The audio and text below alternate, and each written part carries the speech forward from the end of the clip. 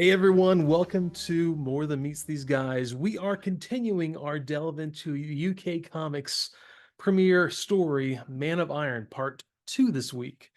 Yay. Yeah, and of course there's Machine Man and some Matt and the Cat, which actually got more cohesive this week, oddly enough. But He had more anyways, panels. yeah, and it actually, yeah, things happened actually in it.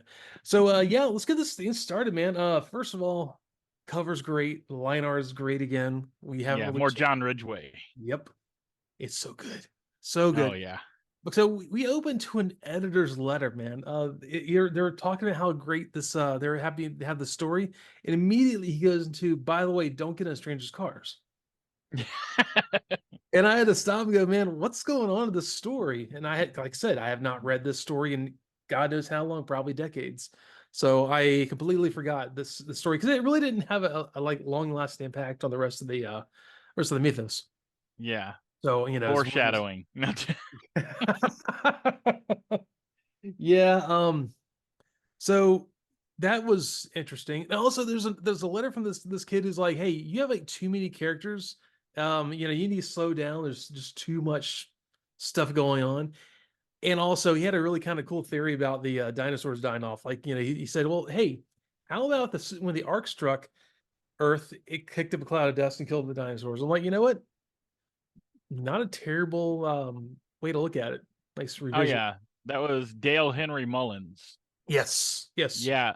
And here's the thing is I was really impressed by that because the whole idea of dinosaurs being killed by a cosmic impact was not well known at that point. That was still, yeah, it was still pretty new at this point. Yeah, it was very new. In fact, I got a little bit of information on that. Please do. Yeah. Thanks. Okay. Well, this kid, he's really up on his dinosaur extinction hypothesis because the iridium layer that the KPG boundary Uh-huh. had only recently been discovered, like a few years before this, and they were still gathering evidence that it was caused by some kind of asteroid impact. Okay, so and the Chicxulub craters discovery had only been announced a couple of years before this issue was published at a conference that very few scientists attended. Because it turned out there was like two different scientific conferences at the same time, and like Uh-huh. almost everybody went to the other one. What was the other one? Do you know? Oh, I forgot. I saw it when I was reading, but I just kind We're of gonna take glossed over lead it. out of gasoline, and maybe we won't kill each other as much. Well, what was funny is the guys who were presenting about the iridium layer were at Yeah. the other one that everybody was at, and the guy who discovered the crater were at the Yeah. one that nobody went to. So if Nice. they'd gotten together, they could have really like gotten this down pat. But that's where there's like some drama caused by this. Oh God, please, let's Yeah, hear the drama. scientist drama. Yeah. Oh So boy. okay, the crater itself, though, even though this was like I want to say 1980, 81 when Huh? they did this announcement, it had actually been discovered in the 1960s. But the Huh. Pemex oil company, with the geologist who discovered it worked for, Hmm. did not allow them to discuss it publicly because it was proprietary geologic data for their drilling operations, and company policy wouldn't let them like just give that data out to the public. So they'd known there was a crater there since the 60s. 20 And years. yeah, so the I guess the oil company was really pushing it. Oh no, this is volcanic. It's it's not an impact. Yeah. Even though the geologists and geophysicists that worked there were really like, no, this has all the signs of being an impact crater. And the oil company argued with them about it. And finally, they were able to push through. One of the scientists, Glenn Penfield, Hmm. really pushed and got them to let them release the information. Okay. So the academia itself Hmm. basically just ignored or dismissed his findings. Like, But because what they had found from the iridium layer, uh-huh. their interpretations are saying that whatever hit in open water. So a peninsula was out of the question. And they were nearby, they were searching the Caribbean. So I guess they were looking at thicknesses of the layers that went around the earth. And it was Yeah. leading them to, North America, somewhere around there. but and he even contacted the guys who had discovered the iridium layer and were working on that, and they never returned any of his calls or his emails or letters or anything. They just blew him off entirely. Left him on a red. Right. So yeah, he kept working, gathering information. Pemex had apparently lost the cores that they Ooh. originally took from the Uh-huh. crater. Well, he located some of them that were actually in Louisiana. So, Nice. and they were able to gather other information to prove that, yes, this is an impact crater. And I want to say it was like 91 when they finally were able to present fully that they've proven beyond the shadow of doubt that this is an impact crater. And they named it Chicxulub after a nearby town. But also, well, it was right there in the Yucatan, right? Essentially. right, yeah, it hit the Yucatan Peninsula, and some of it was marine, but I'd say about a quarter of it was terrestrial. Mm-hmm. So it was on land. But they named it Chicxulub because there's a nearby town with that name, but also it was a troll moment that Penfield himself is quoted as saying that they named it that so it would be challenging to pronounce for academia because they had ignored his team's data. Nice. So he gave it like the hardest name they could think of. So yeah, scientist drama. Let's call it the impact crater Quetzalcoatl. Right. Chicxulub. So yeah, that's so this kid, Dale Mullins, he was up on his dinosaur info. I mean, the dating is off since the Ark crashed 4 million years ago, and the dinosaurs, non-avian ones, went extinct 66 million years before. So, but the fact that some kid knew that much already about it, that's pretty cool. I wonder what he grew up and did. Probably works at a Walmart. I don't know. Hopefully not. I don't think they have those in the UK. Well, okay. So yeah, he lucked out there. I hope he had a non-dead end job. Yes, not that all his jobs are dead ends, but I've been there at one point myself. So with the Decepticon fact file this week, this month, I guess, really is Starscream, which is really well deserved at this point. Kind of weird they put Ravage before Starscream, but whatever. He's here finally. Your favorite. Yes. There was kind of cool stuff about this, like Mission to Micro World book. They're advertising in the letters column also. Mm-hmm. But a really cool thing in the next page, though, there's a guy from Hasbro. What was his name? Anthony Temple. Anthony Temple. Yeah, he's over there engaging with the fans, saying, "Hey, by the way, guess what? Real soon we're going to actually have new characters coming, new toys coming out for you guys." He works for the boys' toys section of Hasbro. Right. He wrote in issue 7 also. Yes, I do remember that. He was the one that said something about Megatron being out around Easter, I believe. He was trying to know about all that stuff. Yeah, so he's like, "Hey guys, by the way, new toys are coming out, so get ready to hit up your parents." But it's kind of cool to have Hasbro engaging with the comic like this. Oh yeah, it's funny because he announced it was like the new mini Autobots or Beachcomber, Sea Spray, Power Glide, Warpath, and Cosmos, and the Insecticons were coming out soon. And this is in February, so I'm wondering if like these basically season 2 1985 characters are going to hit the shelves before Megatron did. That's kind of, well, I was wondering the same thing because this is not that long. This is February, right? Or this is at the end of January, beginning of February, because they have the February calendar in the book. So yeah, it's got to be that. Yeah, they came out before Megatron. Megatron came out around between March and April, maybe something like that. Yeah, Easter 1985 was on April 7th. You went that far to find out. Okay, cool, man. I'm glad you're here to do that. It's all Google power. Yeah. Google foo. Yes. Well, you're trying to prepare dinner and wrap presents and stuff, and like reached out because Ed is recovering from the vid. And so I hit up Boo here, like, "Hey man, you want to record something tonight?" It's Christmas Eve, by the way, everyone. Yes.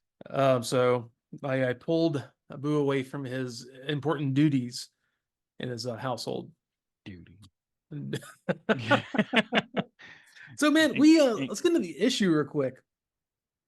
This is a weird issue. It's like I said once again, it's beautifully drawn, beautifully shaded. It's the line art is so good. I mean, Sammy is having a fever dream. oh yeah, he's having some real issues. He's gonna need therapy one day. Oh yeah, yeah. See, the weird thing about this is I couldn't tell if he was asleep through some of this or he was actually awake and dreaming, like, or I don't know what was going on because seemed very. It could be either. I've had nights like that Yeah. often. So he's like Sammy's a drinker. yeah, that was too. Sammy's hitting that the Robitussin a little late. He goes and he starts. I guess it looks like he's awake. Let's say that. He Hmm. walks out of his window onto his roof, and it seems like a UFO in the distance. And another one close by, and there's like shooting stars and stuff. It's kind of cool looking setup in there. And then he looks down to the garden, and there's a seeker Yeah. just down there, like it And, belongs or something. yeah, he's marked like Thundercracker in the black and white. He's got Thundercracker stickers, basically, the Yeah. triangles on the intakes. Hmm. And then I had to just see how Yomtov handled it. And Yomtov colored him like Skywarp. Because it's Yom. Yeah. And then if you go to the collected comics, which was colored by a UK artist when they basically made like the trade paperbacks Yeah. for like Man of Iron, and this was also used in IDW, they colored him correctly as Thundercracker. It's almost So, like Yom wasn't really wasn't sure who is what, and they just like mhm. it's a 33% chance to get it right, so I'll just do one of these guys. And he got it Oh wrong. yeah. There's Well, that. and in his defense, Uh-huh. there's parts where they show the Seekers later, and we'll get into that, where they mix up their stickers on them. Like sometimes they'll have like half Skywarp, half Thundercracker stickers and Yep. on the drawing. So it can be kind of ambiguous. I think there's one scene coming up where all three Seekers are there and none of them have Starscream stickers. So yeah, this whole like thing is going on. He's having this weird dream. He's like floating above his bed. He's laying in his bed in a field. He's just this weird, fever dream stuff going on. But dude, they are walking. Oh no, sorry, Mirage is walking through the village. Sammy. Yeah, you see him creeping around like he comes up to Sammy's window. Goes, Sammy. I can't tell if Sammy's awake Right. or if he's having a weird dream and he's reacting to the voice. But there is this really awkward looking robot sitting outside his window and no one notices anything. I'm guessing it's like middle of the night, like 2 This is a.m. like Donnie Darko. It kind of is. But I'll tell you, the first thing I thought of when I saw Mirage at the window, like basically tapping on his window, Sammy, I thought of Salem's Lot. Oh my God, that's Kid great. at the window, right? Open Let the me window. in. Let me in. God, that's a cool scene too. I always love Yeah. that. But yeah, man, it is just the weirdest thing. Like Mirage is looking in the window. Sammy, tap, tap, tap. Sammy, let me in. How does he know the kid's name? They've been stalking this kid apparently. They have been stalking him. I guess Jazz and Mirage are like, dude, we're gonna do something with this kid. We got to find a way to take control of the situation. I don't know. You got to think: is there no one else they could contact? And I understand the target audience of the comic is a kid, Oh and yeah, it's always yeah. the kid going on the adventure and stuff. But I mean, honestly, I mean, in reality, there's nobody else in this town they could talk to besides this kid. Okay, I'm really confused about the next few panels coming up. Hmm. Does Mirage open the window and is there like a gust of wind that like makes all his stuff go crazy, or is he having a He's dream got like a still? levitation beam or something, like he's beaming him out the window, and his Yeah, bed starts floating. He's like, "No, no, I don't want to go." it was the weirdest thing. And he like there's a really cool panel though in this. He's like telling he's arguing with Mirage saying I don't want to go, I don't want to go. And he has the Man of Iron. He's like, the Man of Iron is flying, like the picture. But Hmm. the same panel that happens, you see a toy of Jazz in car mode tumbling around, Right. which is kind of cool. That's a little, Easter egg in there. Sammy's tidy whities are getting ganked too. No. Yeah, look at the top of that page, second panel. His white underwear is Oh my floating. God. That poor kid. Mirage is That still that in the that dude's drawers. that's there's a lot of red flags. I told you before we started the recording, there's a lot of red flags in this issue. Oh, and here's the funny thing is John Ridgway actually based Sammy on one of his sons. So is one of his sons get abducted by I don't know. Grace? Well, he just I guess used him as the model for it, but Yeah, it's yeah. just like that had to be kind of weird to draw like robots trying to abduct your kid out the window. I know. Like they're the only thing of Decepticons we've seen this entire time so far is when they bombed the castle and we had that weird dream and saw the Seeker in the garden. Otherwise, man, the Autobots look like they are the perpetrators of all the stuff going on here. Yeah, It's they weird. seem like trouble. I mean, I don't know if I'd want They're my kids hanging out with the God Autobots. no. Yeah. God no. Uh, This is bad, man. oh, So and yeah, speaking of the jazz toy, yeah, in the stock exchange I saw that. article, okay, yeah, this kid wanted to trade, Andrew Carter. He was looking for a jazz in good condition and willing to trade a sideswipe in good condition. And I'm like, these toys have only been out a couple months, Yeah. they haven't been out very long at all. Maybe about not even a full year yet. I guarantee you what happened is he asked for jazz and his parents got him sideswiped because they all look the same to me. And Oh yeah. so he like, oh yeah, I Well, love it. Thanks. what struck me is that to hear him specify the condition like this Yeah. early in the game, he's like, "No, I want good condition." In Yeah, I know what I got here. 1985, and yeah, kids are hard on toys, but I'm like, Yeah. man, like they just arrived. But then again, we see all the time where like adult fans get a brand new toy and just like rough handle it and snap it Break apart it. and then try to blame QC on it when they're just not being gentle. Man, okay. Because it's always like the same repeat offenders. Oh, it is. And when we were younger and like we had G1 toys and stuff, what was the worst perpetrator of as a toy goes of breakage? Oh, And Mirage, totally. Mirage, yes, which is funny because I didn't have my Mirage break till years later. I actually have Mm-hmm. another one replace it.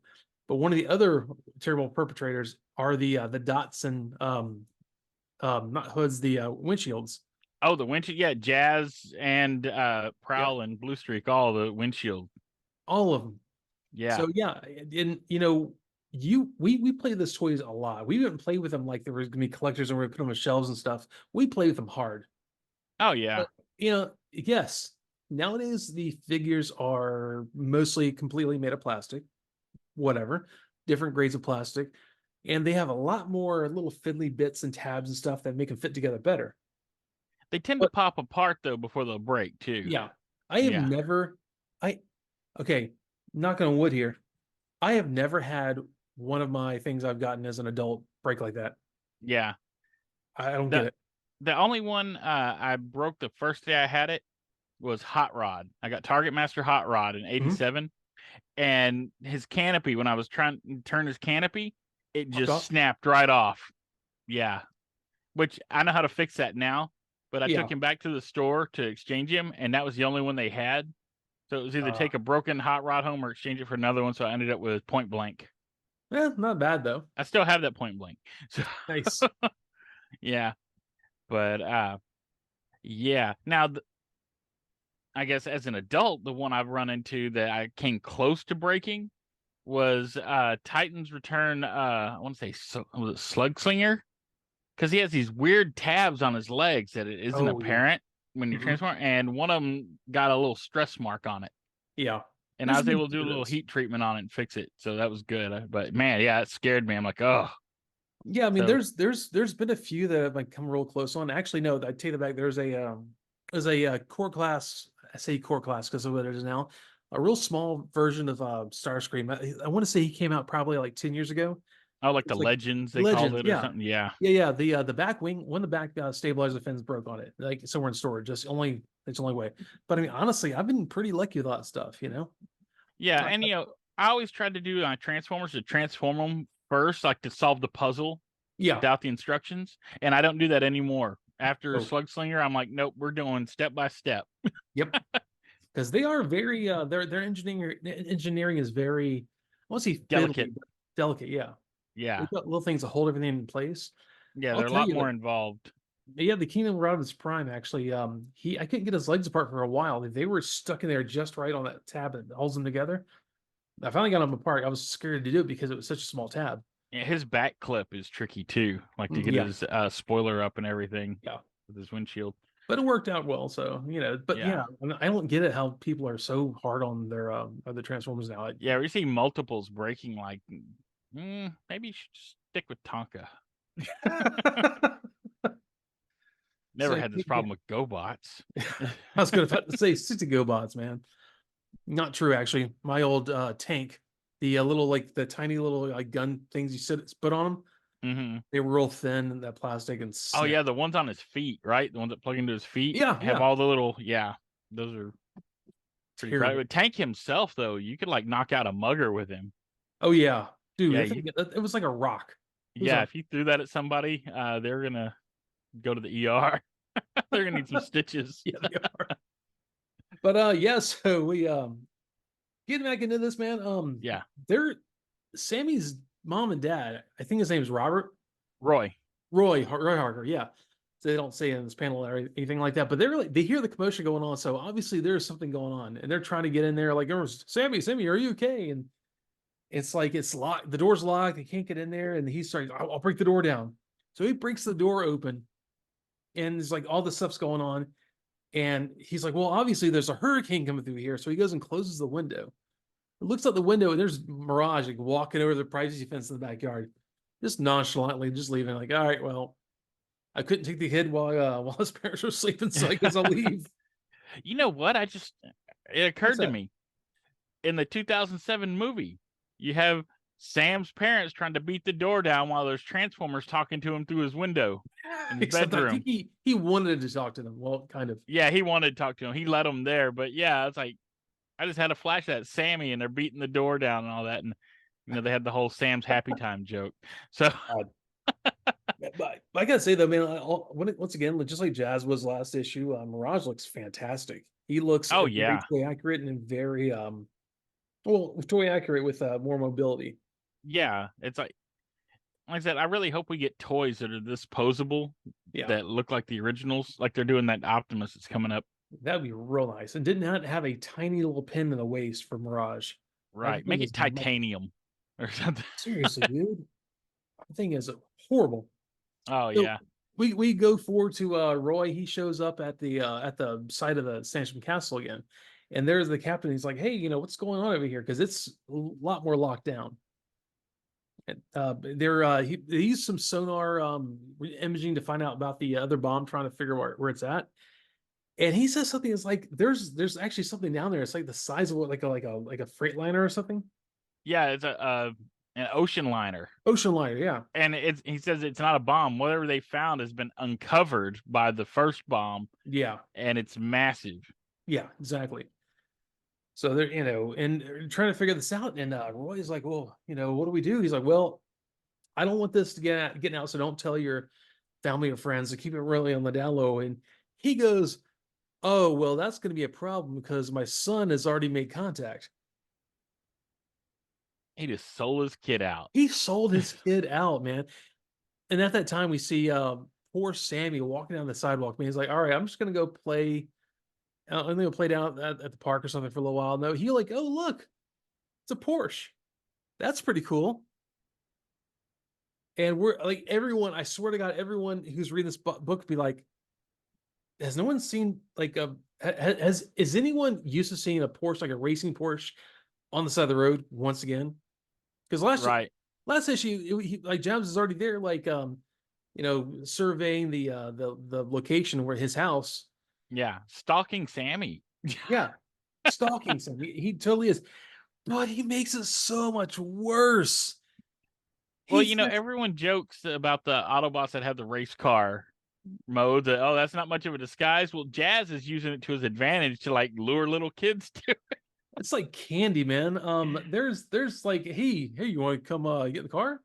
Sammy's like, Man, I don't know. I'm My mom surprised there told weren't me like not to. 7 gearheads around him too, like trying to peek under the hood and stuff. Yeah. He's like, I don't know. It's not supposed to get into cars and stuff. And he's like, he's looking in the window. He's like, there's no speedometer. There's nothing. How can you tell how fast it's going? What's this car's weird? There's no door mirrors or anything like that. So obviously a racing car. But the car is just talking to him like, come on, man. You want to pretend like you want to race? You want to pretend like you're driving? Come on in. It's Oh fine. yeah, and he sees his picture in there too. He sees the Man of Iron picture in the back seat. He's like, Sammy, man, Sammy did not take much convincing. He's like, yeah, okay, I guess so. Yeah, he started off strong at first, and then Yeah, yeah, it just didn't take much to. you'll let me like, drive you? Oh yeah, yeah, man, come on in, get in here. This is fine. Come on, I got puppies and candy, Yeah, there's free hugs in the back. right? So Sammy gets in there and he's having a great time. He's like, yeah, playing with the steering wheel and stuff. And we're going a little. We'll go back to the robot roundup that's right in the middle here. Yeah, we'll But come back to that.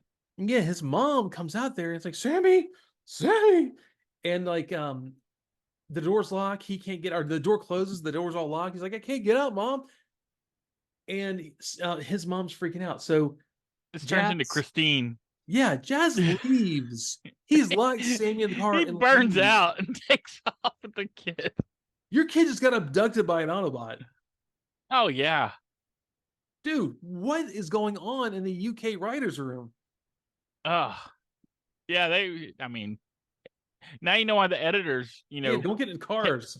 kept posting warning, and then at the bottom it says, "Remember, all caps, never accept lifts from strangers." Yeah, that's right. It Like does. all caps at the bottom, like, don't be a Remember, sucker like Sammy. Sammy's kind of special. Yeah. Sammy got into an Autobot. Don't get into cars with strangers, especially if there's no one driving, I guess. But Right. yeah, it was the weirdest thing. I was reading going like, Jazz just abducted a kid. Yeah, right in front of his mom, who, by the way, doesn't get the courtesy of even having a first name in this story. By the way, she's just, Oh, yeah, Mrs. Harker. yeah. So yeah, so the Autobots have tried to abduct him in the middle of the night like a gray, and then like stalked him for days on end here, and now have abducted him. Hey, can you help me move this couch? What size are you? They went from Signs to Silence of the Lambs like in 12 hours. Was a really young British boy. Oh yeah, so Sammy's gone now. He's Yeah, he's he on the just road. yep. They're that's pretty much what this issue was. Their attempts to abduct Sammy. And that's where it left. I mean, yeah, it starts off with Mirage tapping on his window, and it ends with Jazz just taking off down the road. Yeah, Ross like, hey, Sammy, can you let me in? And then like Sam's like, no, I don't want to go with you. But all it took is a little like, hey, you want to get the driver's seat and play? Yeah. And that kid's not making it past like the 8th grade. He's done. That's Darwinian there. Just like, let's get him out of the gene pool. Yeah, and I mean, he was like petrified. He was like traumatized just the day before, Yep. just seeing Jazz, in robot form. And then next day, it's like, never mind. This is really cool race car in front of my house. Yeah, It's now gotta be you're legit. all It's all He these got buttons and lights. he got catfished. He did. He totally got catfished. Holy crap. Poor kid. Yeah. Yeah, this is a really messed up issue. I mean, the title for this episode is gonna have to be "Don't Get in Cars with Strange Autobots." and Jazz even pulls the same line that like Sam pulled on Michaela in the 2007 movie. Like, don't you wish do you want to live the rest of your life wishing you'd got in the car, or whatever that line was? Yeah. Yeah, it's like, that's basically what Jazz told this little kid. But it was so much worse. Oh Because yeah. This is the 80s, man. Let's say that when we grew up, you were a little bit older than I am, but when we were growing up, that's when you start hearing on the news about all these kids being abducted from stores and vans with candy and stuff. And that was like the whole thing. Like we'd hear like, be careful, don't get in cars with or get into cars with strangers and all that kind of stuff. It was really Oh big. yeah, a kid up the street from me around this time got abducted. They got him back, but God. yeah, that was crazy. So it's in a freaking comic about like the heroic Autobots who abduct children. So Yeah. take that for what you will. And it's not just like he went off and had fun with it. It was like Jazz literally locked the door and took off when his mom showed up. Dude, that kid's gonna have a panic attack whenever he sees her like a Porsche on the road. Oh yeah. And No German automobiles for him. oh God. So that was that issue. That was Yeah, it. that's where it left us. It left us hanging with like Jazz Abduction. abducting a little kid who wasn't in danger. It's not like he was saving him from danger or anything. It's No. like, hey, Oh God, no. yeah, there's probably 100 different ways he probably could have handled this. And And granted, they're still new to Earth at this point because, like I said, this takes place like sometime within like the Spider-Man issue. yes. So So, but still, I mean, you would think they could like tap into a news feed and see something, like a after school special, like abducting kids. Maybe they misinterpreted it. right? They really Okay. needed the internet back then, so they could just download it all at once. Oh my God! Like what all of us did in 2007. Yeah, we have what's that? We have From your downloaded World Wide Web. the World Wide Web. Yeah. I'm just thinking like they went through all the something awful. You know, Right? that's a good one. Jazz obviously went to Reddit first.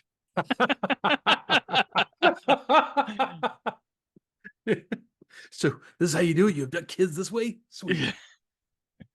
Jazz found the dark web, the Mirage is Silk like Road. Mirage is probably like, if I screw really bad, maybe it'll send me back to Cybertron. Let me go abduct this Right. kid. But we go back to the robot roundup. It's talking about the history of Robbie the robot, Oh yeah, he's our featured robot. which is really cool. Yeah, he was always built in 1954, right? MGM Studios. Yeah. So that was a lot of people's first encounters with like, movie robot stuff. Oh yeah, he's the first robot I ever saw on TV. Yeah, I even had a little toy, like one of the little tin windups as a kid. nice. Yeah.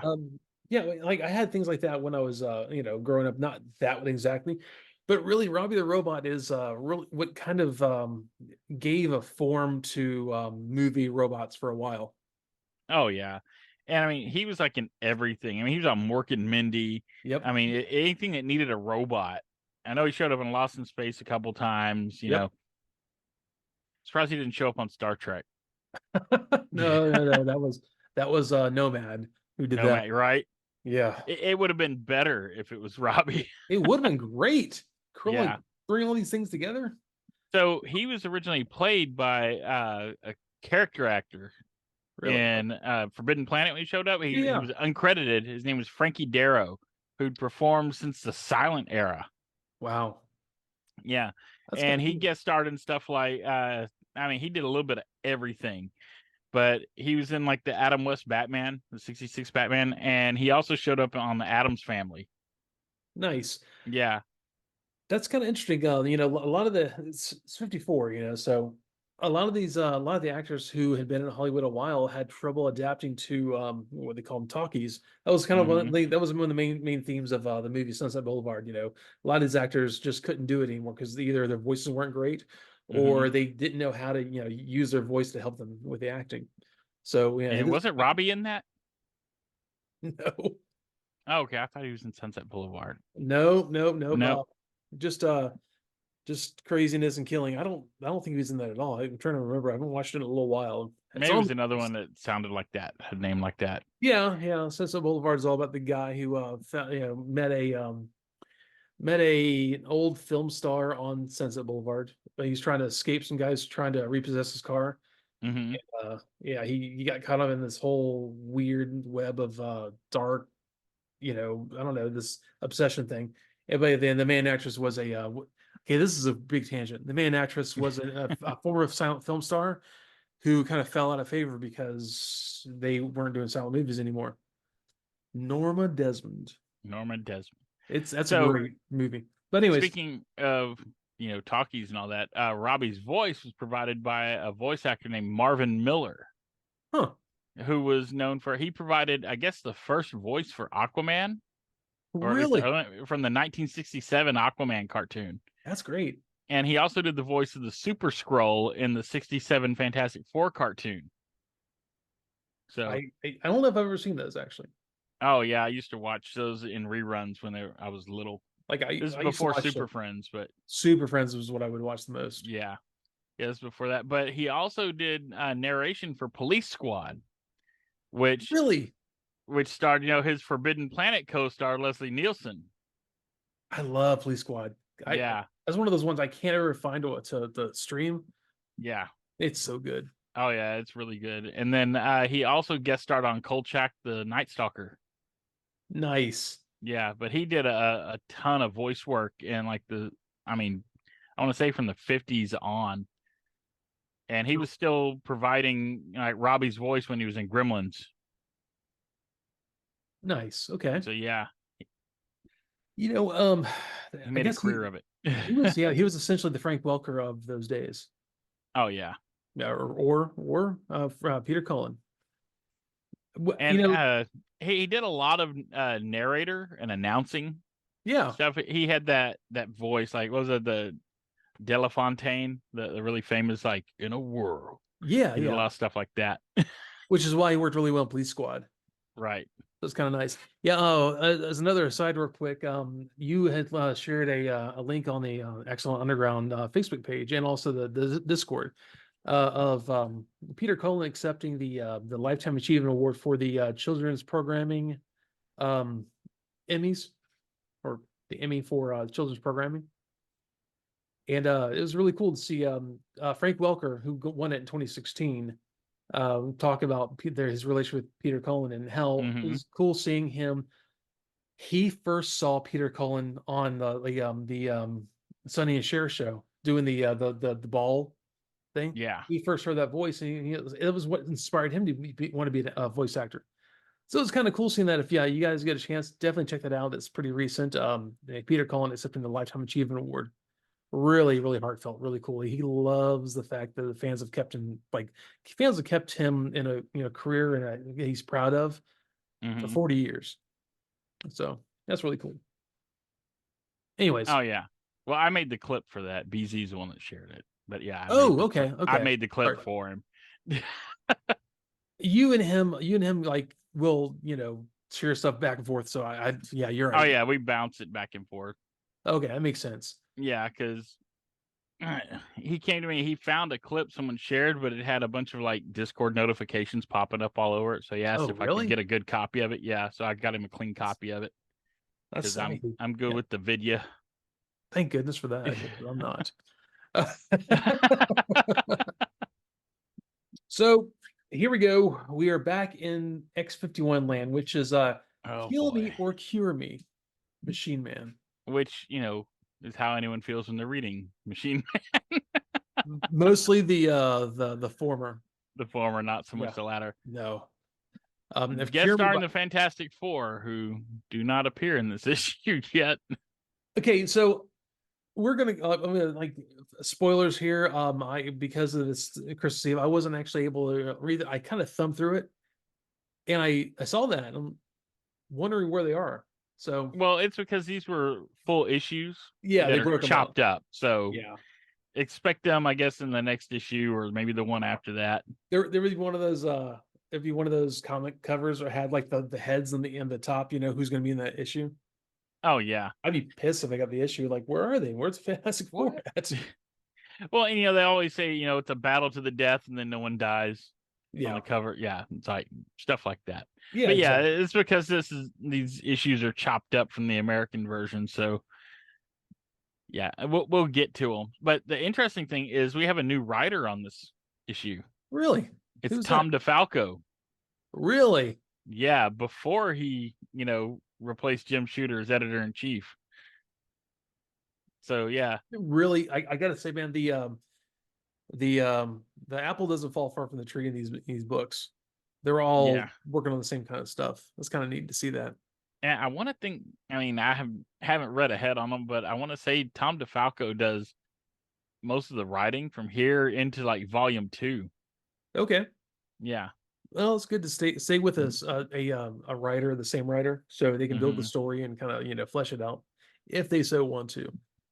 And I think he starts getting. I mean, it still starts out a little rough, but Mhm. DeFalco's run, I think, actually is where it starts to get a little better.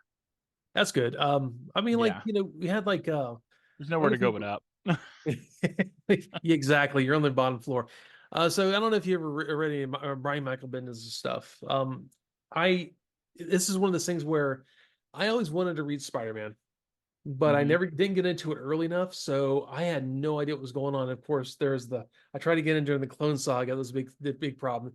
So when they came out with the Ultimate The Spider-Man, the Ultimate second Clone books, Saga. God, yeah, sorry, second books. Um, so when they came out with the Ultimate Spider-Man, like the Ultimate books, like they came out, Marvel had the Ultimate line that came out. Yeah. That was Brian Michael Bendis's baby, and it was nice because it was building a Spider-Man story from the ground up Yeah, he got to start from scratch on it. instead of trying to take like what 20 years of comics at that point. Yeah, Oh, 30, I want say to that say. came out. I want to say that came out in early 2000s, so at least 30 years. Yeah. Okay. Anyways, he got to like say, 40. okay, Ugh. that's all. Well, yeah. At that point, that's fine. I'm going to make my own story and still have some of the same characters, but we're going to have them in different ways. I kind of like that. And like with this, you said he's working for the ground floor up. He doesn't have to know a lot of stuff going on, which is great. He can kind of build his story the way he wants Hmm. to. Use a lot Well, of the and there's same. not a lot to Machine Man at this point, Yeah, so this it is really true. isn't. This is true. So, but the thing is, you really don't have a cohesive long run story. With this, he has a chance to do that for a while. So that probably was what makes the issue better. Right. Well, I think even today there's still not a whole lot to Machine. Like you said, the fake mystery man that you sent me some shots from the comic. Hmm. I liked him. Oh yeah, he's funny. He was a jerk, man. He was terrible. I want a team with him, Plastic Man, and like Guy Gardner on a Guy Gardner, yeah, Guy Gardner all on a team together doing stuff. I want those three. Oh yeah, One's Marvel and the other two DC. all the jerks. We need like an amalgam crossover again with those Like guys. if you want to have Wolverine there, he can be the nicest guy of them as Wolverine or Deadpool. I don't I know. was saying Deadpool would probably fit in better with them. Yeah, man, they are the worst people, and they're fantastic. You're building like I guess a cross universe Suicide Squad is what you're building there. I gotta say, man, like, so I grew up watching Super Friends a lot. I never really read a lot of comics when I was younger, so I didn't know much about Plastic Man. Um, and I think you or someone shared a panel. I think it was you shared a panel in our Discord of him as a dress for God, who was it? Was it Wonder Woman? No, it wasn't Wonder Woman. Was it Marta? Is that her name? Marta, Barta, something like that. I don't know. It had a very similar look to her though. But man, I like looked at the dress like, no, he's not. Yeah, that's what I love about Plastic Man. Plastic Man and the Super Friends was just very goofy and nice and stuff. He is Oh, a Big Barta. That's who it big is. bar. Yeah, Yeah. he is a jerk.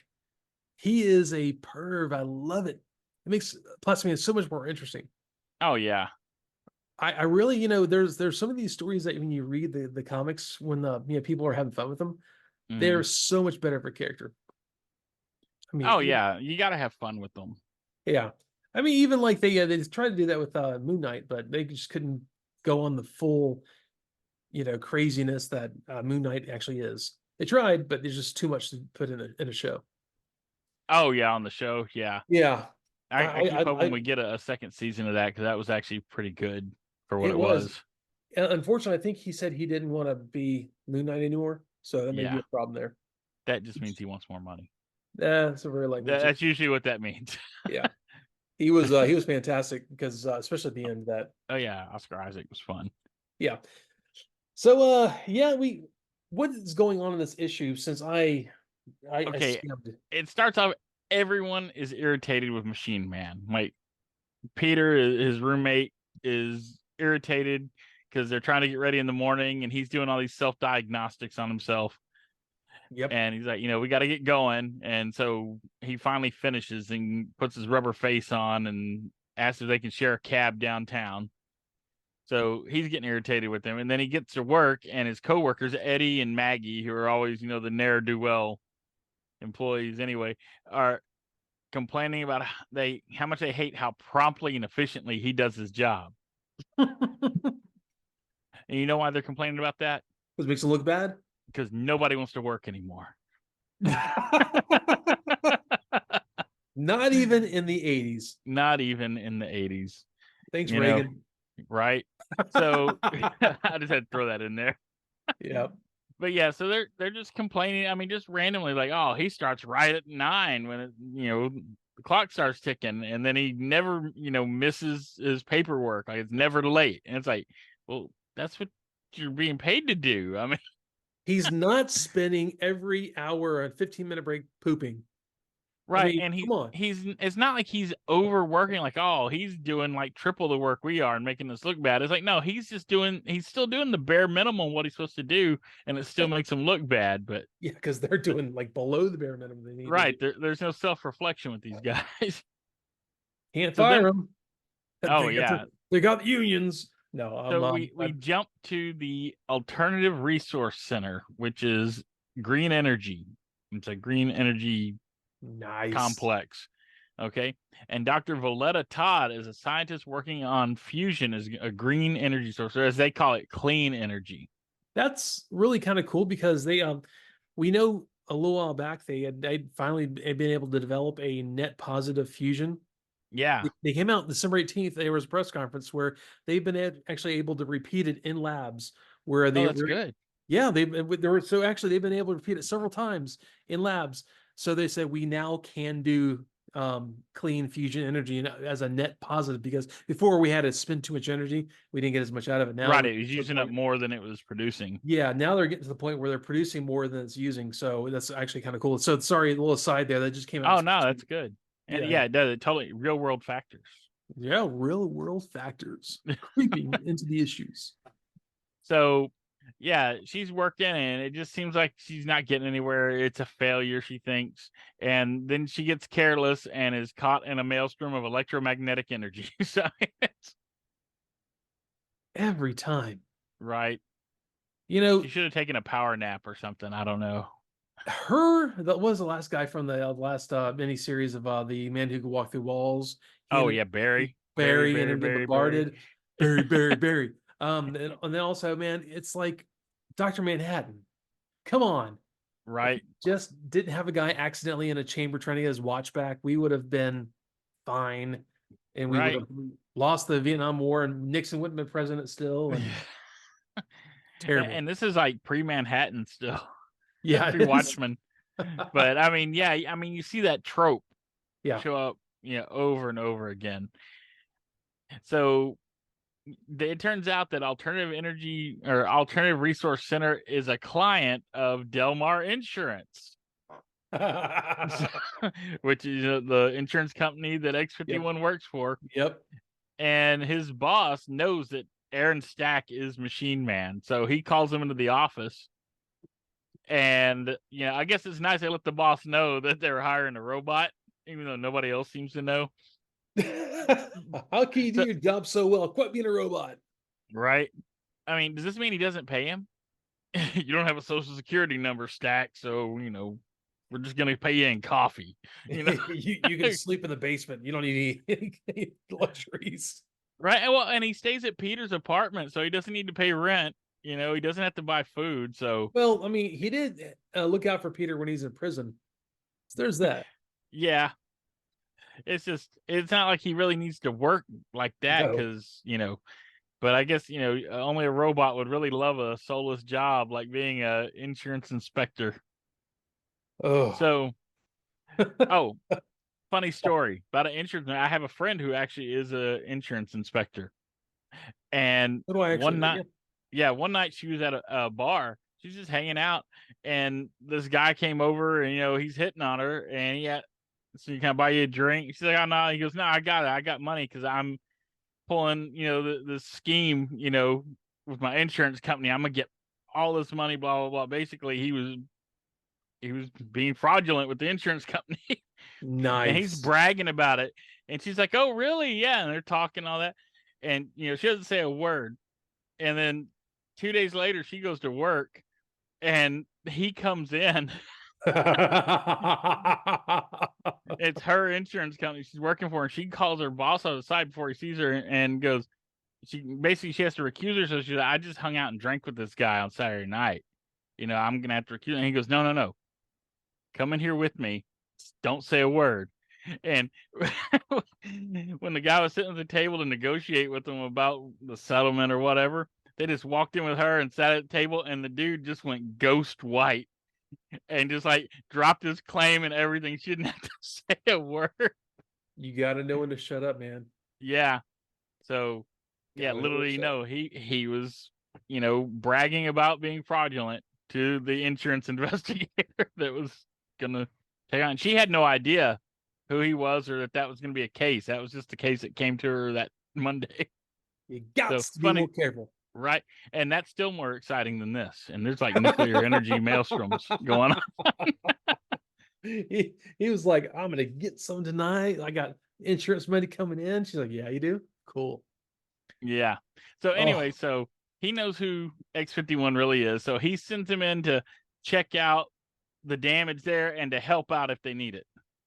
okay. So he shows up and, finds a place to hide after he talks to the firefighters about how bad it is and changes into Machine Man, and then goes in and saves like Dr. Todd's technicians, and all they do is berate and insult him for being a freak as he's saving their lives. They're pinned under like a beam, and Dude, he pops his leg off to prop it up and saves their lives, and they just insult him the whole time. dude, I don't care if you got three heads. If you're saving my life, you're the most handsome person I've ever seen in my life. It's like the robot prejudice is like thick in Machine Man's world. Well, man, he was just, was it locked up for theft Oh last yeah. issue? The You people, know, the people haven't got on the news yet. They don't know who he's innocent. They just know he's out there doing stuff. at this point though, I mean, it's like everybody that just sees him automatically starts calling him names, and you're like, I wonder if he's not an unreliable narrator. Like maybe a lot of this is in Machine Man's hard drive. I wonder if He's got Machine some Man's being bugs. legit with his storytelling. Well, all the other X series robots went nuts. Yeah. So it's not like, there's not precedent for What if something weird going on. Yeah, man. What if this is actually not what's going on, and in Machine Man is he's just terrible and he's murderous, but he's retelling the story as is he this noble savior of mankind. Well, and look at like with Chat GPT and stuff, how often they call it hallucinations where it just makes up facts. Those are my favorite things. Yeah, and just act like, it'll give you completely wrong information and act like it's completely factual and true, and it just made it up. I mean, Well, most of the time, I think did yeah. you hear about Grok, the new AI for X, Oh for yeah. Twitter, that called Elon Musk to his on it back to him, a pedophile. That was Oh good. yeah. Yeah. Grok's gonna he's gonna meet the end of like the X1 through 50 series. Yeah, we're gonna redo Grok real quick. Anyway, Yeah. sorry, that was a real world Another factor. real world factor. Yeah. Yeah. So he saves these technicians, and then he detects there's something going on the third floor down or whatever, third floor up. Anyway, third floor. So, and he finds that Dr. Todd has been transformed into a being of pure hydrogen gas held together by a magnetic field. Okay, dude, I gotta say real quick, this is the time in science fiction that these things happened. Oh yeah. Weird, whacked out things. These are like Twilight Zone episodes, but comic books. Comic books just did weird things like this issue. Mild mannered bank teller becomes pure energy. Oh So, yeah, and I mean it goes back to like the Hulk, oh gets caught in yeah, a nuclear blast, radioactive spiders biting you, cosmic rays. I mean, all that it stuff. if anything nuclear is involved, then somebody's turning into something else. Whoa, whoa, whoa! Cosmic rays like the Fantastic Four. Fantastic That's not in this Four. issue. Nice, Yeah. nice.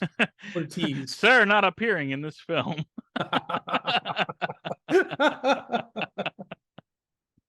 Oh, so she begs instantly. As soon as she sees him, she begs him to kill her. Okay. And he tries to talk her out of it, like, hey, we might be able to reverse your condition. Okay. And then for some reason, she starts to insult and attack him. Like she decides, okay, well, I've got to kill him now. It's like, all he did was talk you out of killing yourself. Well, apparently Or, that was the wrong thing to do. yeah, he wouldn't assist her in suicide. So now she's got to kill him. And then her strategy changes once again. Like she knocks him through the floor, and the strategy changes. Well, I've got to get out of here so I can think. It's like, well, pick a lane, I, Dr. Todd. I need time to think. I got to have a quiet space. And Dr. Todd's name is now referred to, which I guess it's speaking ahead, that the press is going to call her Ion. Well, every villain, even for one issue, needs a really cool name. What were the name of the energy beings that he created by accident, like a few issues back? Oh yeah. I forgot what they're called now. They had a really boring name. They did actually. They looked like a space version of children. The Village of the Damned The Children. Village is Damned. Yeah. Oh, totally. They needed the light up eyes and all that. So, Oh, that would have been fantastic. Oh my god. I tried to talk to my wife about Village of the Damned, and she just didn't get it. I said, yeah, okay. I don't know how to describe Village of the Damned without using really bad verbs. Like it's a bunch of blonde, like perfect children. Like that sounds very Aryan. Okay, they're psychic and they could take over. Sounds like Children of the Corn. Okay, it's a weird movie, man. she just needs to watch it. Yeah, it's hard. It's almost like you're the paranormal thing of like black eyed children. Mm-hmm. Kind Yeah. of the same concept. Oh yeah. And the remake was great with Christopher Reeve. Christopher Reeve and Mark Hamill was the Mark priest. Hamill, yeah, Kirstie Alley. It was all Yep, that was a great remake. it was. And I've tried to watch the originals, and my mom was a huge fan of those when I was younger, and I just couldn't get into the originals. They're slower paced, like a lot of the older black and white movies and stuff. Yeah. But then again, I should go back and watch it because I used to not like Night of the Living Dead, and I went back and watched it years later, and I loved it. The original Oh one. yeah. Well, as you change, then the way you Yeah, receive them changes. yeah, that's probably a good point there. Yeah. So But Machine Man takes off and he is badly malfunctioning, and that's where we're left. Is Dr. Todd is on the loose, and Machine Man is like he's falling apart. He's got two of his limbs aren't even working, and the other ones are like dino mudding all over the place. yeah, I mean, he's maybe he needs to see the most intelligent scientist on the planet who happens to not be in this issue. Right. So there's that. Yeah, he's definitely gonna need a mechanic after this. Yeah. But we go back to a robot roundup. Oh yeah. This And is they've kind got of good robots on yeah. this part. Yeah, like the George robot. Okay, when I first looked at the George robot, is that what his name is? Or Yeah, George. George. Sorry, I looked at the picture. He reminded me of a very scaled down version of the robots from Black Hole. Yeah, and they mentioned that in there. Yeah. Well, Yeah. that's what I first did that. I'm like, oh, that's kind of cool. I love that movie. It's one of my favorite weird early Disney, not early Disney, but later live action Disney movies. It was very dark, very Yeah, it's right before Tron. yeah, it was. Yeah. It's actually one of those great movies that's very dark. Very the loss of hope is big in that movie. Oh yeah. But yeah, George definitely looks like Bob and Vincent Yeah. in that. So yeah, it was kind of cool. It was nicely, bridge into the robot roundup. Yeah. Oh, I was like Star and Maximilian better. yeah, well, yeah. I mean, Maximilian's Bob and cool. Vincent were cute. But Maximilian was just like was just evil and big and mean and strong yeah. and had like spinning blades. Yeah, What they was were Star was the black one, Maximilian was like the big red one. Was Star the one that had the gunslinger thing? I think so. I need to watch it again. Yeah, where he had the two guns. He's like do do do do do do.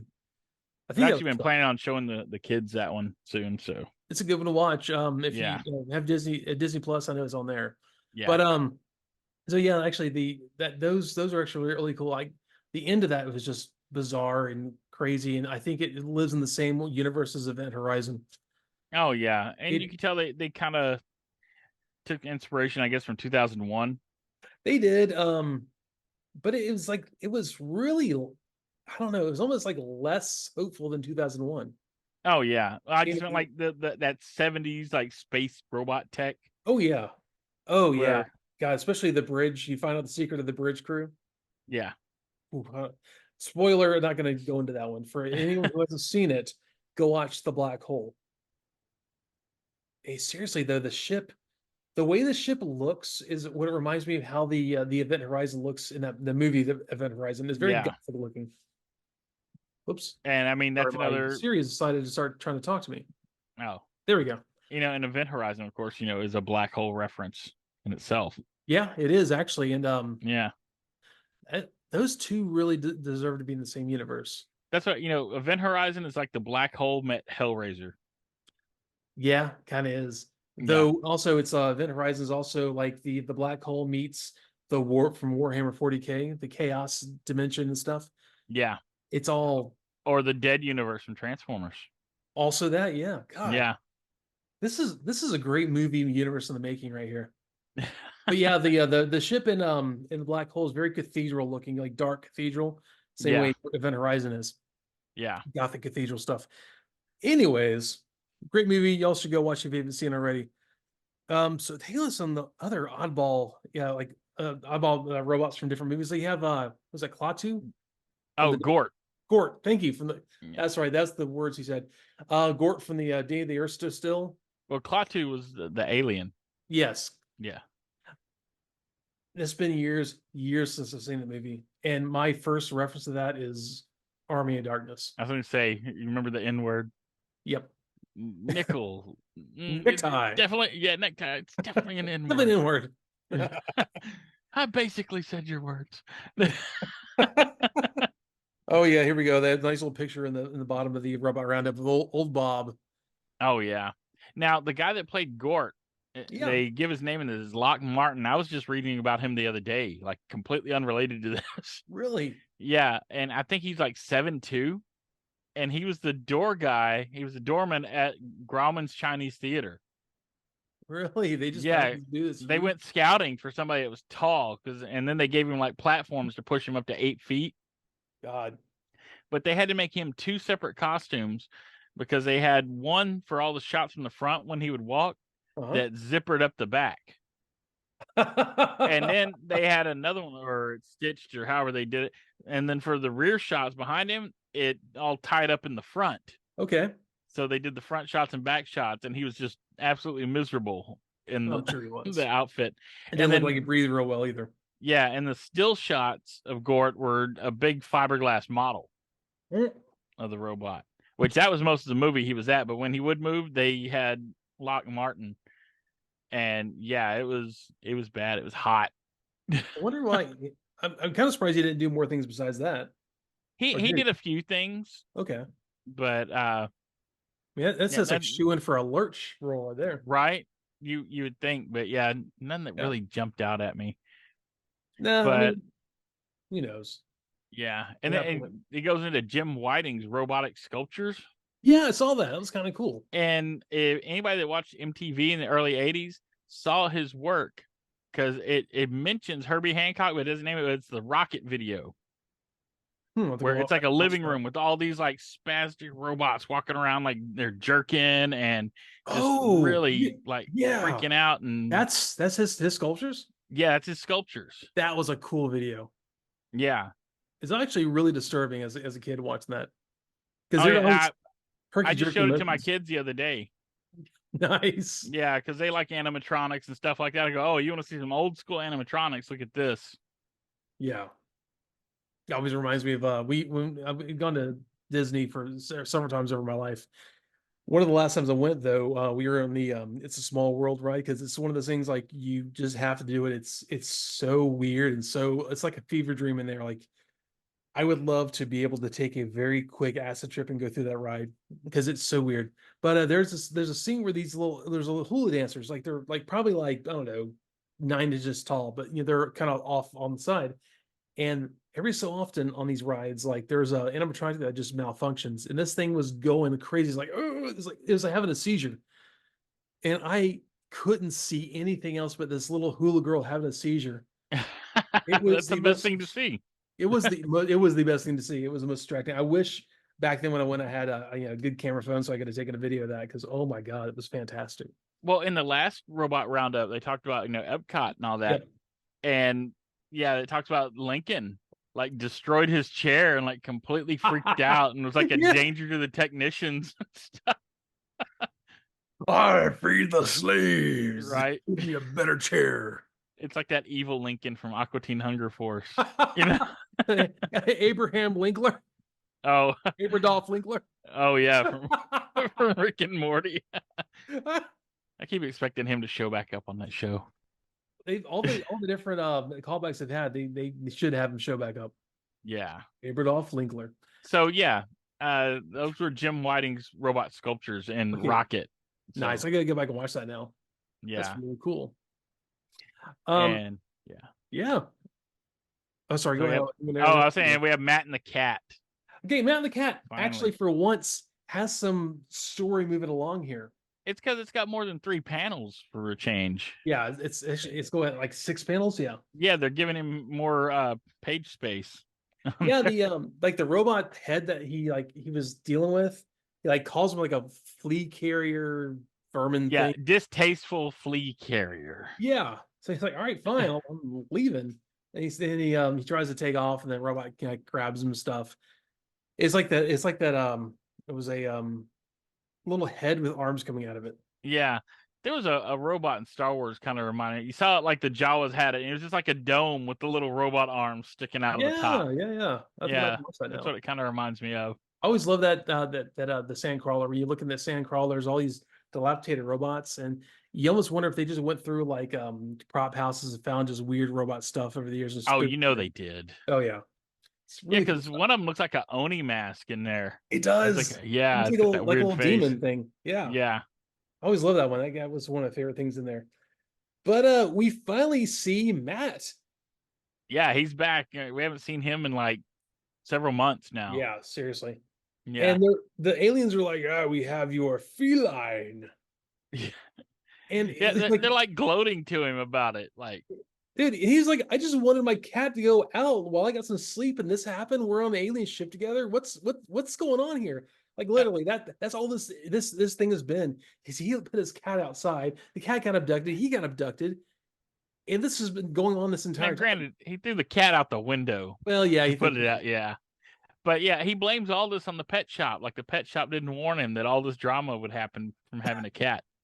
Usually they have to use a disclaimer: the alien abduction may occur. Right. I understand that definitely. That should just be a general disclaimer for like anything. Yeah, I mean, it was just kind of nice to see a different character besides that robot head and the cat. Yeah. It's kind of nice seeing Matt. I'm like, oh, it's almost like seeing a cohesive story in Machine Man, but Right. We've got plot movement, is what it is. Finally, Exactly. We're moving along. Yeah, the weirdness of the comic is not any less, but there's something going on. There's more characters, so Yeah. that's always good. It's not like a weird Heathcliff comic strip where he's like he's trying to catch snowflakes with a giant person, Yeah, a man-eating giant. man-eating giant. Yes, that was the So one. I was wondering, was that like a joke about he's a man-eating giant and he eats snowflakes? Like, the derogatory term people like to use on the internet now. Hey, you snowflake. No, I think So this the guy who does Heathcliff now still, I think he's just like It's a newer deranged. guy. This newer guy. Yeah, it's a newer guy. Okay, Because George Gately created Heathcliff, and he Okay. passed away a few years ago. Okay, I didn't realize that. Yeah.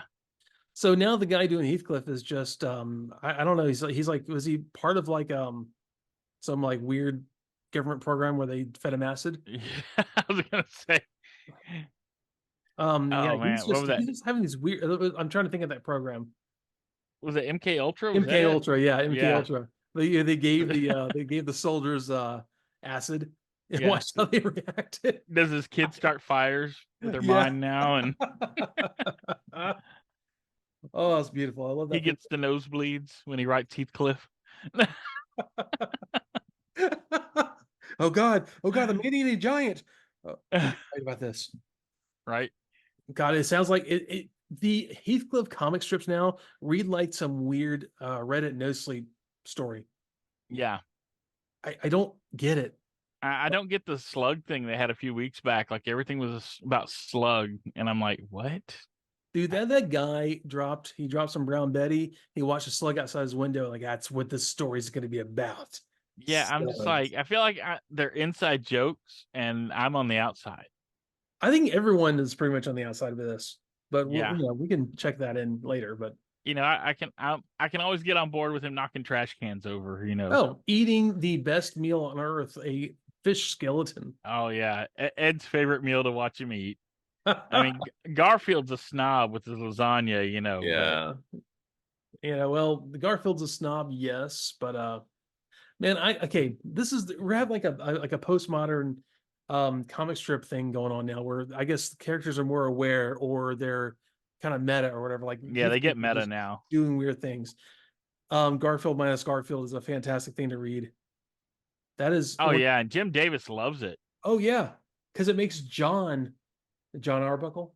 Yeah, John John, Arbo, it looks yeah, John Ar insane. yeah. If you any y'all ever get a chance, just Google Garfield minus Garfield and just read the strips. Some of them are just kind of they're okay, but some of them are fantastic. Oh yeah, well, and I've seen Jim Davis actually share it. Oh yeah, that's Yeah, one of the first which times I he could saw it. shut it all down if he didn't like it. Oh yeah, And he's a very good sport with it, and laughs at it like, wow, yeah, John looks really nuts. I love when whenever a creator like it just goes all in on some sort of thing that's kind of I don't know, like being a farce of their They can property. handle the satire. Yeah, Weird Yeah, Al, the parody. like Weird Al would never do anything if you didn't get permission. Most Right. people gave permission, like, yeah, man, just have fun with it. Let's do what you got. Like So Nirvana said, oh, we really made it if Weird Al wants to do our song. yeah, and Yeah, Jim Davis is just loving this. So like more power to him. Makes me appreciate Jim Davis that much more. right. But yeah, so we are going to we'll kind of cut it here because I got stuff to do here Christmas Eve still. I know Oh you yeah. probably do too. Well, just remember, web slingers with too much time on their hands, Spidey watches.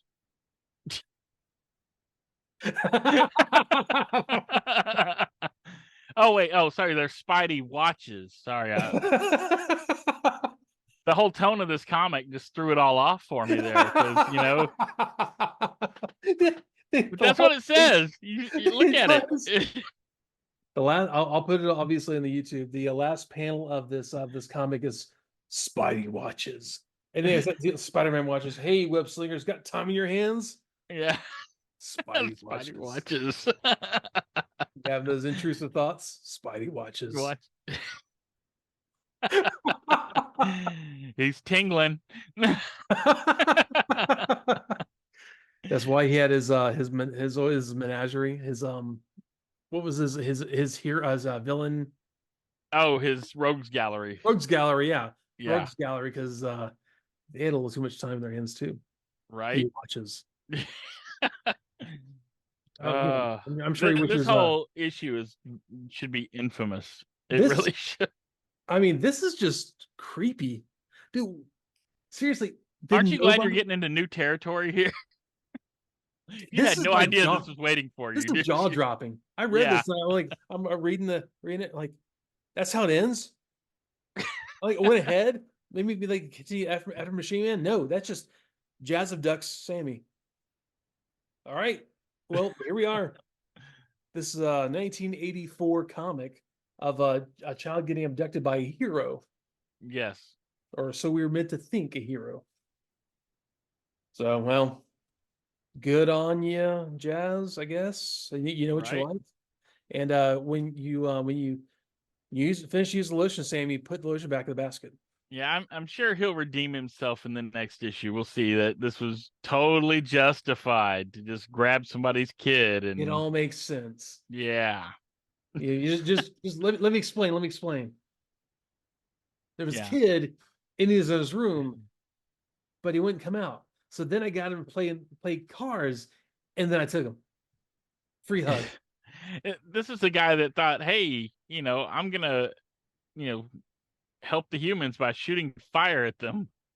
Yeah, he is a level 7 wizard. I guess we Yeah. should be pretty happy he hasn't done anything yet to Sammy. Or will he? If he tried to run, there's always that flamethrower.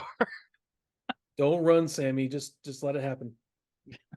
Just let it happen. Oh, On that I'm note, speechless. on that note, it's dark. It's really dark. This is a it's dark really issue. horrible. Yeah. It's okay.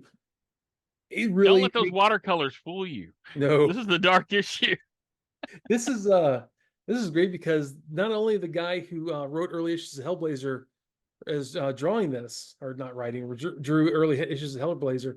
Now we're having really dark, not okay storylines coming out. This is what happens when you hire the crew from 2000 AD to write Transformers.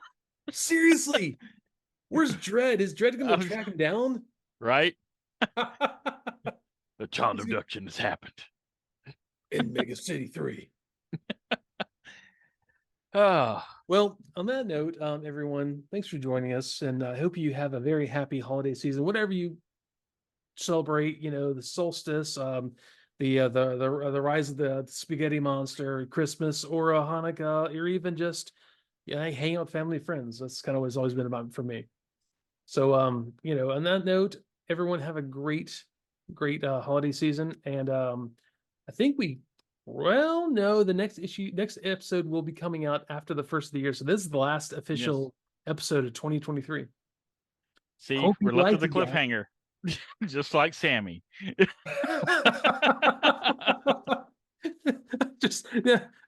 It wouldn't even be weird if the next issue, Jazz is holding Sammy off a cliff, they go, "You gotta come with me. You can't fight me anymore," because Jazz apparently doesn't understand boundaries.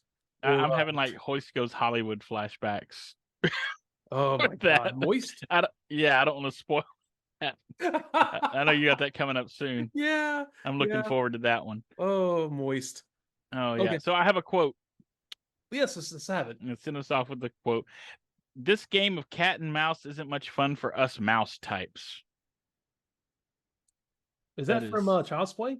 No, that's Spider-Man in TF UK number 6 when he's fighting Ravage. Oh, that's right. He is. I'm just thinking episodes. Oh, I can't wait for Child's Play. It's gonna be great. Oh yeah, no, I took a comic book quote this time. Well, why not? I mean, Ed pulls out quotes from the Michael Bay movies that I watched once. So I mean, why not? Why not? All right, y'all. Have a great evening or day or whatever you're doing, and thanks for being here. And we'll see you later. Yeah, happy holidays. Happy holidays. See you later. Bye.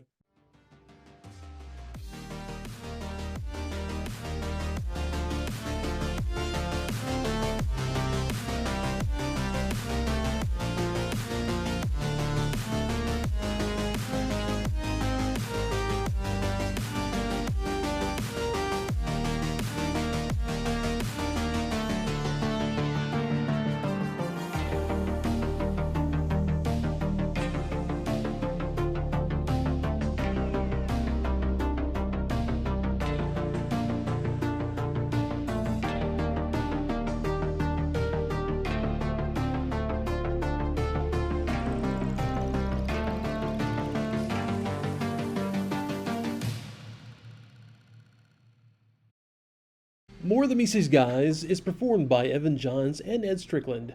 Research is performed by Evan Johns, Ed Strickland, and with special research done by Boo of the AxelonUnderground.net. All used images in the videos are property of Sunbow, Hasbro, Paramount, or Marvel. And as always, thank you so much for tuning in every week with us. We appreciate it.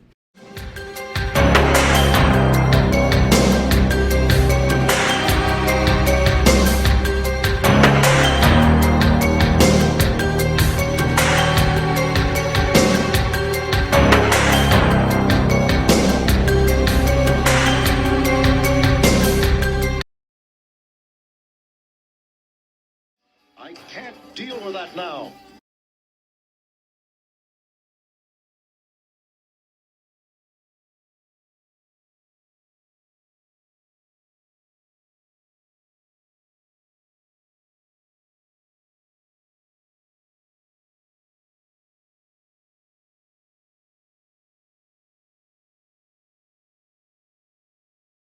like